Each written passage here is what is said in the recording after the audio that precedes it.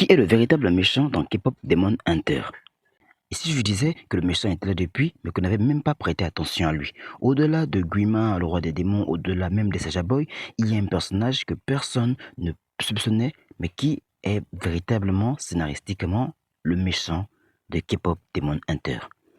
Avant de commencer, n'hésite pas à t'abonner à la chaîne, ça permet de pouvoir produire des vidéos comme ça et aussi me dire si ce que je fais, ce travail te plaît et donc continuer dans cet élan. C'est bénéfique pour toi et comme pour moi, alors, et en plus c'est gratuit.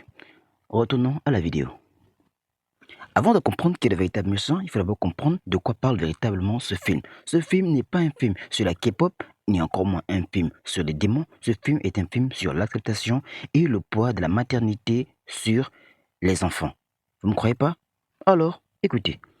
Au début, quand j'ai regardé le film, je me suis dit que c'était un film sur les démons, mais à force de regarder, je me rends compte que c'est un film très familial, notamment parce que c'est un peu le thème qui est central dans l'œuvre, avec notamment aussi la famille du Jehoon, la famille de Rumi, la famille de Zoé, et la famille de Mira. Bref, on parle beaucoup de famille, même si c'est pas vraiment développé pour certains personnages, comme notamment Zoé et Mira, mais ça reste quand même un thème très central. D'autant plus que le personnage de Rumi est un personnage qui est clé, mais ce qui est vraiment déterminant, c'est sa relation avec sa mère, ou plutôt sa mère de substitution. Car oui, on a remarqué que la mère de substitution a une sorte d'emprise très profonde sur le personnage de Rumi, même si c'est vrai que ça a été mis en retrait, peut-être pour mettre en avant des histoires d'amour qui n'ont pour moi pas lieu d'être là, mais au moins c'est quand même un truc assez intéressant. On sait aussi que c'est depuis le bas âge que Rumi en fait va être inculqué à cette peur, ce dégoût de ses marques, ce dégoût d'elle. Et donc, elle va finir par grandir avec les notions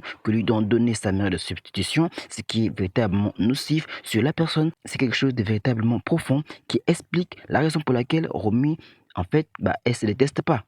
Romy, elle, elle a peur notamment de savoir que ces marques sont une malédiction, une perversion aux yeux de sa tante. Notamment aussi que c'est un peu son taf de tuer les démons. Donc elle associe non seulement les démons au mal, mais aussi elle-même s'associe au mal. Et c'est un peu cette emprise-là qui sera indirecte, qui sera dans tout le film, car Romy se déteste, ou du moins déteste ses marques. On lui a aussi inculqué ce qui a encore été vraiment nocif pour elle. C'est pour cela qu'à la fin du film, au lieu qu'elle devienne plus forte lorsqu'elle finit par affronter Guima, parce que Guima c'est pas la grande menace, elle va devenir plus forte lorsqu'elle va finir par affronter la pensée de sa mère de substitution, ce qui explique pourquoi elle revient en mode power-up, parce qu'elle a enfin vaincu le vrai mal de sa vie. Ce processus d'auto-acceptation est présent dans presque tous les films et c'est toujours, généralement, le héros a une idée et puis la personne qui a l'idée contraire, c'est l'antagoniste. Évidemment, un personnage non seulement qui se bat, ce sera maintenant un combat d'idéologie, un combat de héros contre méchant. C'est pour ça que ce soit Grima ou même Saja Boy ne peuvent pas être les grands méchants, car ils ne sont pas en opposition directe avec le héros.